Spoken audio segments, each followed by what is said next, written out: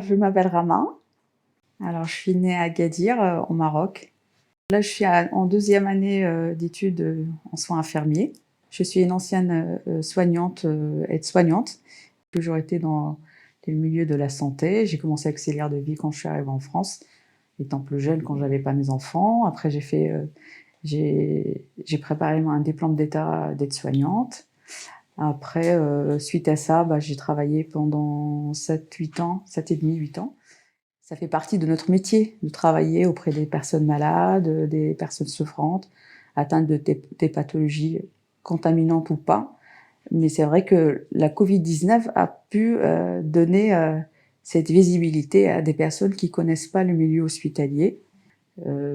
J'espère que ça va changer dans les années à venir, même si je reste un peu pessimiste, parce que ça fait plus d'1 an de la pandémie, elle est là, et on est toujours à moins de lits de réa, on est toujours en manque d'effectifs.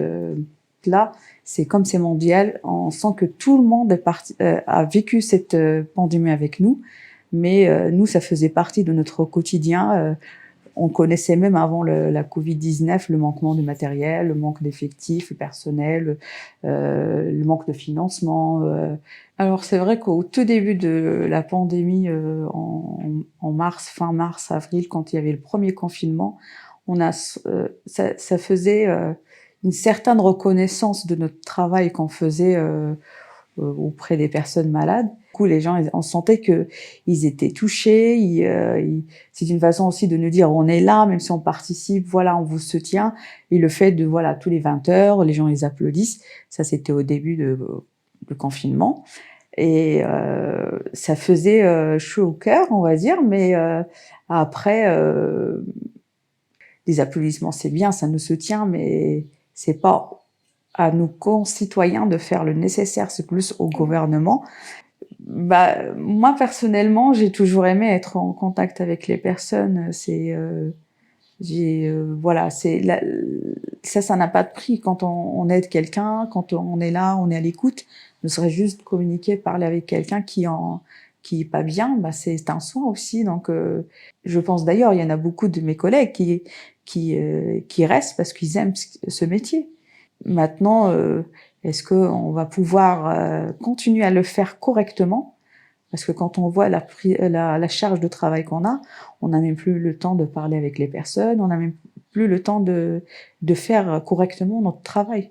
Le plus heureux, quand on a extubé un patient et qu'on a réussi à le récupérer, voilà, c'est un moment de la vie, quoi.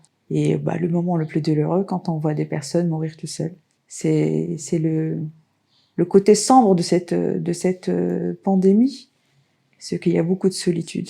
On a essayé d'être présent pour les personnes malades en fin de vie, mais je pense que personne ne mérite de mourir tout seul, sans ses proches. Très très dur, très très dur. Parce que là, moi j'ai fait 2 mois et demi en renfort Covid de nuit. J'étais toute seule. Parce que voilà, à côté, il y a fait toute une réorganisation de ma vie personnelle. Donc j'ai dû me séparer de mes filles, je les ai laissées chez ma mère. Donc je me suis retrouvée toute seule chez moi pour ne pas, voilà, pour faire en sorte de ne pas contaminer mes proches. Et ça, c'est très très dur. C'est très très dur de passer de l'hôpital, l'ARIA, de voir des personnes mourir, des personnes inconscients, intubés, ventilés, et sans, voilà, y revenir, rentrer chez soi, on n'a même pas envie d'allumer la télé, et à côté, on n'a plus de vie sociale. Avant, voilà, on faisait notre travail qui est très dur, mais on pouvait rentrer chez nous, on a nos proches, on peut aller voir des amis, on peut aller boire un verre sur une terrasse, ce qu'on peut plus faire maintenant.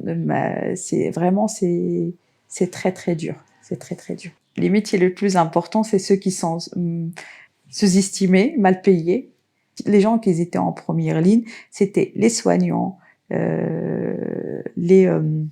tous les gens de la grande distribution alimentaire, les éboueurs, les gens qui nettoient, les gens, voilà, et ça ne fait à réfléchir par rapport à notre perception des choses. Comment donner plus de valeur à ces gens-là?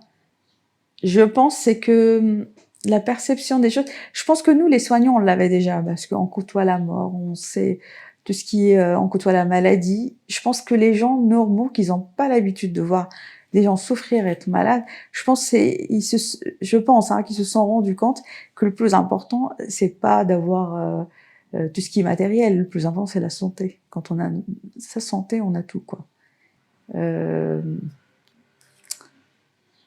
Je sais pas.